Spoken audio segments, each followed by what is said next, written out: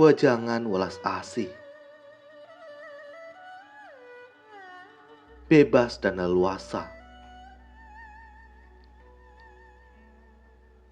bisa melepaskan atau merelakan segala sesuatu yang di duniawi, barulah bernilai. Apa yang dimaksud dengan bebas? Apa yang dimaksud dengan leluasa? Mampu merubah dari manusia biasa menjadi sejati, mampu melepaskan penderitaan, kesedihan, kekhawatiran, tekanan, kemurungan, barulah bisa bebas. Membina kebaikan makin membina makin terang, makin membina makin bebas. Tidak bahagia, bagaimana membahas tentang kebebasan?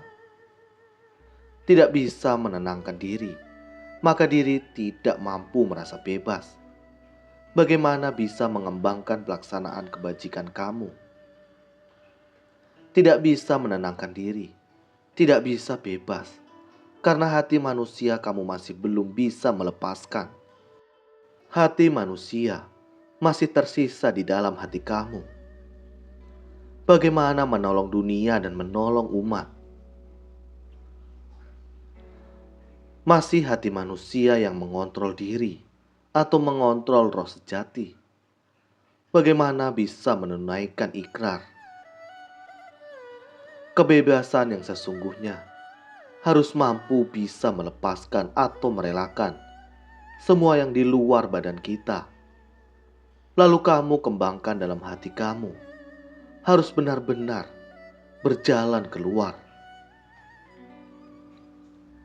Menutup hati. Bagaimana menghadapi umat? Kamu menggunakan apa untuk membantu mereka mengatasi masalah? Diri sendiri tidak dapat melepaskan diri. Bagaimana menolong dunia dan umat? Di dalam kehidupan duniawi, untuk menjalani jalan ini sama seperti menanam teratai di kobaran api. Selalu menggunakan hati yang suci murni. Tidak boleh selalu lolos kendali. Tidak boleh selalu dikontrol. Maka itu disebut hati penuh kepahitan. Maka aneh jika kamu tidak merasa tertekan. Dalam membina kebaikan, memerlukan persiapan hati. Selalu siap sedia menghadapi dia atau hati manusia. Kita harus mengalahkan hati manusia. Harus bisa terobos rintangan dalam hati. Sebidang hati ini, jangan timbulkan ribuan pemikiran dalam benak pikiran. Maka tidak akan banyak rintangan yang menghadang. Apakah perjalanan ini harus terbuka lebar? Atau harus datar? Atau perjalanan tidak rata? Atau mau perjalanan sulit? Semuanya berada di niat hati sendiri. Di niat pikiran. Ini yang disebut dengan diri sendiri menjadi majikan. Jika ada sebidang keinginan hati, maka harus baik-baik pergi menyempurnakan. Tidak peduli masa proses hati, sedang bersedih, sedang alami ujian, juga tidak boleh mundur. Kesabaran yang merupakan salah satu dari 6 paramita. Menahan penghinaan berarti rela menanggung penghinaan. Jika kita bisa menerima, maka tidak akan timbul dendam dan akan bisa meredam amarah. Ketika seseorang menghina dan mengkhianatimu, dari depan nampak sepertinya kamu masih sanggup menerima atau menahannya. Akan tetapi, jika di dalam hatimu sama sekali tidak bisa menerimanya, dan terus disimpan dalam hati, dan tidak dileraikan, jika dipendam lama maka akan menjadi kerisauan.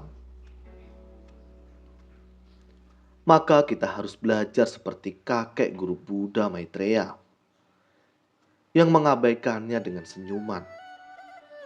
Di dalam hati penuh kegembiraan, selalu tertawa dan ramah, membawa kedamaian dunia yang penuh kerisauan atau hidup optimis.